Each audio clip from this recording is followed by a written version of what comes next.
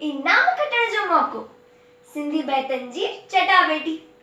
सिंधी संगत पारां international competition में सिंधी बैत चवंदे पंहिंजे ॿार जो वीडियो असांखे मोकिलियो।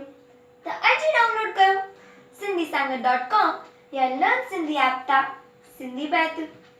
जूनियर ऐं सीनियर कैटेगरी लाइ 4 बैत ॾिना आहिनि। तव्हां को बि हिकु चूंडियो। एक्शन्स कंदे सही उच्चारण सां बैत चवंदे पंहिंजे ॿार जो वीडियो sindhisangat@gmail.com ते मोकिलियो।